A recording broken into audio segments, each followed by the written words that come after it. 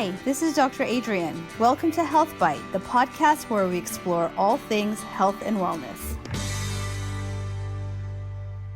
Hi there, and welcome back to Health Bite, our podcast dedicated to small, actionable bites towards better physical, mental, and emotional health and well-being.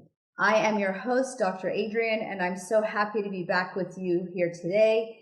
Thank you for sharing your time with me. I know that time is our most sacred, precious, and valuable resource, and I'm grateful for you spending these few moments with me every week. So today I would like to speak about my particular area of interest and expertise, which is in obesity medicine. And as many of you may have heard, in the last few weeks, the CDC released some recent data on obesity statistics in the United States, which showed that obesity, of course, is on the rise. Not surprisingly, many of us have experienced weight gain over the pandemic, and there are many reasons for that, which I have discussed in prior podcasts. But even before the pandemic, obesity was on the rise in the United States, and CDC has been collecting this data since the early 80s. Back in the 80s, we had prevalence rate of about 10% of obesity. And obesity, I know, is a term that we don't like to hear. It has kind of a negative connotation in the general public, but this is a clinical term, and it just refers to a degree of excess weight as measured by something called the BMI, or body mass index. So the BMI is a number that is calculated using an individual's weight and height, and it gives us a number that tells us the degree of excess weight that a person has.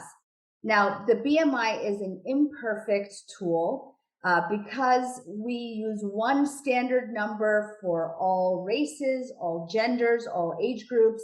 And we know now that there are differences in different ethnicities, for example. So Caucasian populations can tolerate a higher BMI before they start to experience the negative consequences of excess weight, whereas Asian populations will start to have consequences or cardiometabolic outcomes like diabetes or high blood pressure at much lower BMIs. So to use one BMI to qualify all people is probably flawed, or is flawed, but it is a generally good tool. So you can calculate your BMI going into a BMI calculator. You can find that online, plug in your weight and height, and it'll give you a number. And essentially a BMI of 18.5 to 24.9 is considered, quote, normal. It's a range. A BMI of 25 to 29.9 is considered overweight, and a BMI of 30 or greater is considered obese. And that, again, refers to the degree of excess weight that makes us susceptible for obesity-related comorbidities or conditions. So again, back to the CDC data, they started tracking obesity rates in the United States. And back in the early 80s, obesity rates were about 10% on average in any given state. Pre-pandemic, the average was about 30%. So the prevalence of individuals who had a BMI of 30 or greater was about 30% in most states. Following the pandemic, the most recent data has showed that 16 states in the United States have prevalence rates of 35% or greater, and a handful of states are approaching 40% or greater. In addition, there was a survey done in March by the American Psychological Association, the APA, that showed that 42% of Americans reported weight gain at an average of 29 pounds per person. And then finally, our children have also been affected by this pandemic, right? Not surprisingly, they have been at home, they have been on Zoom, their extracurricular activities were cut out of their lives. They have been exposed to the same stresses and uncertainty that we have as adults. And that definitely has had a negative impact in terms of their weight, as the average incidence of obesity has gone up in all age groups, including our younger kids, ages 5 to 7. So that is to say that excess weight and weight gain has affected and impacted every age group, every state, and also, of course, every ethnicity and population in our country. And my first comment is, while we judge and blame and shame ourselves, can we just take a moment and have compassion for ourselves? Because this is something that we have all dealt with. And can we also understand the universality of it? So part of my sharing all this data is to say, you are not alone. We have all universally been affected. And the reasons for that are multifactorial. Yes, we've been at home. Yes, we've been closer to our pantries. Yes, there has been emotional eating. There has been more alcohol consumption. There has been more sedentary behavior. All of this contributes to excess weight. But I also want to point out the connection between stress and eating, our emotions and soothing with food, because there is a physiology that happens there. First of all, again, as I have mentioned in prior podcasts, our hunger is dictated by hormones. So tiny chemicals that are released by our fat cells, our gut, our pancreas, that signal hunger to the brain. And those signals are typically regulated by our food intake, right? So you eat food and there should be a signal telling your brain that you've received food and therefore you should no longer be hungry. But what we know is that when individuals are stressed, stress literally hijacks our hunger hormones such that it triggers hormones that tell us or tell our brains that we're hungry when we actually have received nutrients and we are not. If you want to hear more details, again, you can go back to a prior podcast, The Anatomy of Hunger, for example, that describes the science behind this in more detail. But on top of that, we seek to soothe difficult or negative emotions, and we do so with things that give us pleasure. And when we eat highly palatable foods, aka yummy foods, foods that are high in sugar, fat, even sodium, it triggers a part of our brain, the pleasure centers of our brain, by releasing a neurochemical called dopamine. And that dopamine gives us a momentary feeling of pleasure. The fact that it is momentary or temporary is important because it goes away.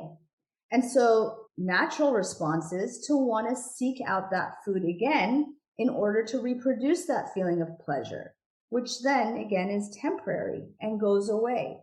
And so you can see why these palatable foods will create this habitual response in us. We are stressed or feel negative emotions. We seek to be soothed. We know from our past experiences that palatable foods are soothing, and therefore we seek them out again and again and again. I've also talked about some of the behavioral strategies that help us with weight loss and weight maintenance. They include dietary strategies, physical activity, of course. Mindset is super important. Sleep, which I talked about in recent podcasts. I think it was just last week. But today I want to talk about, again, an area that I specialize in, which is weight loss medications. Weight loss meds, of course, have gotten a bad rap. Those of you who are old enough to recall the Fen-Phen debacle back in the 80s know that there was a medication called Fen-Phen that resulted in cardiac outcomes. It actually resulted in leaky valves, heart valves, and heart failure, and so it was removed from the market. And that has kind of left a bad taste in our mouth in terms of our, desire for weight loss drugs. I wanted to go over some of the drugs that are still here and FDA approved for weight loss, because I think they are an important tool for the right candidate. So again, let's go back to Fen-Phen. Fen-Phen was a combination of two drugs, phentermine and fenfluramine. It was the other fenfluramine, that was problematic and has been taken off the market. Phentermine, however, is a drug that has been around since the 50s, is still around. This is a medication that can be used for short-term use, and it works by preventing certain neurotransmitters in the brain from being taken up and creating a feeling of satiety or fullness in the brain. So again, phentermine, it is approved for short-term use. It helps trick your brain into feeling full or feeling satiated, and so you can get by with eating less. Phentermine, like all medications, has side effects. Because it is affecting stimulating neurotransmitters, it can help, or it can cause people to feel a little bit jazzed. Some people may feel anxious on this medication, and so I caution those of us who have anxiety from taking this drug. It can also cause other stimulating side effects like insomnia. Most people will get dry mouth, and it can also cause constipation. It is, of course, contraindicated in anyone who is breastfeeding or actively pregnant. We shouldn't be focusing on weight loss in those circumstances anyway. But phentermine can be a good agent for people who are young, healthy, don't have any, cardiac issues, aren't anxious, and are just looking for something to help control their appetite while they get all of their habits, all their ducks in a row, as I say, so that they can maintain those behaviors once off phentermine. There's another drug out there, trade name is Qsymia, that has phentermine in it, and another drug called topiramate. This combination drug also works. So topiramate is another medication that helps control appetite at the level of the brain. It helps inform the brain of satiety. And so basically in this one medication, you get two drugs that help control your appetite. Once again, the side effects can include constipation, dry mouth, insomnia, irritability, and even increased heart rate. I want to point out that this medication, like the phentermine, does not cause heart attacks. It is not a medication that, it is FDA approved. It isn't speed. I mean, there's a lot of different ways that people think about these medications, but it has to be prescribed for the right person in the right way. But it can be very effective, short or long term, in terms of this second medication, Qsymia, to help control appetite and to help people lose weight. The third class of drug, or third drug I want to talk about, it has the trade name of Contrave. This is a medication that is also a combination drug.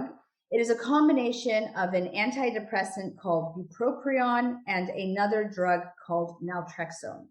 Now, we're not using this medication for depression. It just so happens that this antidepressant also helps control appetite because of the neurotransmitters or the chemicals in the brain that it affects. And so once again, it is tricking your brain to feel fuller faster or with less food. The other drug, naltrexone, is a opioid antagonist. So you may know about opioids. It is that part of the brain that is involved in pain, but also pleasure. And so what this medication does is it blocks kind of that pleasure center so that people, in theory, don't get the same feeling of reward from food. And so this drug is also a combination medication that helps people with weight loss. It is also FDA approved for long-term use, so people can be on it forever, I guess. But I, in my practice, will really just use it as the patient sees fit. And oftentimes that means we use a medication for a certain duration, get people initiated again on their healthy routines, get motivated from experiencing some initial weight loss, and then we start tapering or weaning off the medication. This combo drug, Contrave, again, can have side effects. And the primary side effects are a short-term increase in blood pressure. Usually that's minimized or resolved within the first 3 months.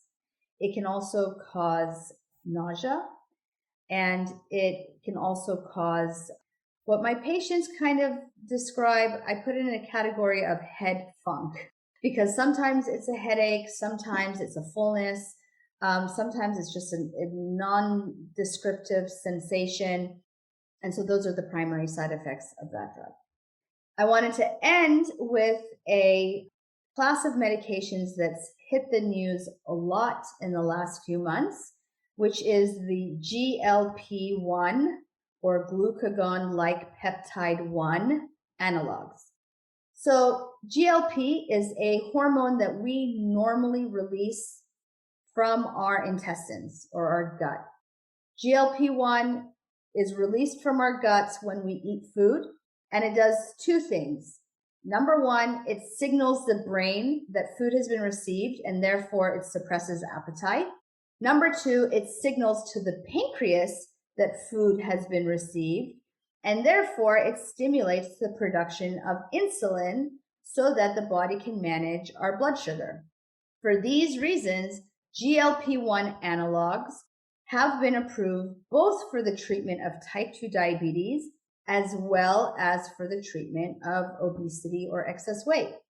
GLP-1 analogs come in several forms. They can be taken orally, but the more effective ones for weight loss have been the injectables. They are injectable in pen form. So if any of you have seen like an EpiPen or an epinephrine pen for allergic reactions, you may know what these pens look like. And the injectable form can be administered either daily or weekly, depending on the type of drug or the brand. So GLP-1 analogs signal to the brain.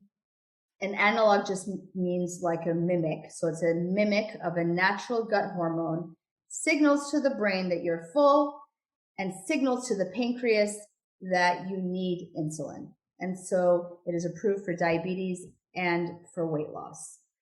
GLP-1 analogs typically can result in GI side effects, nausea, maybe diarrhea or constipation, depending on the person. They are contraindicated in certain class of thyroid tumors. So people who have a family history of a certain type of thyroid cancer called MEN or MEN are contraindicated from this drug. And probably the most concerning side effect is possibly pancreatitis, which is an inflammation of the pancreas, which can be a serious medical condition and occurs in less than 1% of people using this medication. So this list is not meant to be completely inclusive of all the potential side effects and contraindications. Of course, this is a conversation for informational purposes only, to make you feel comfortable about talking about weight loss medications, either with your own physician or looking up an obesity medicine specialist who specializes in weight loss drugs and who might feel more comfortable with the use of these medications because we use them so frequently. We are very comfortable with who we can and cannot prescribe to, explaining side effects, potential side effects, and prescribing practices. And this is, of course, not meant to take the place of medical advice, and to, we must acknowledge that every individual is unique. And so that conversation needs to be had on an individual basis with your prescribing doctor. But I do want to bring up this topic and talk about weight loss medications because I think there is a lot of misinformation out there. I think there's a lot of historical bias against weight loss medications, again, because of some of our past history with these drugs, Fen-Phen being the main one. And because I think that these are important tools that should be the part of the discussion for someone who has failed diet and exercise, or diet and exercise has failed them and might need some additional help in order to initiate the weight loss process.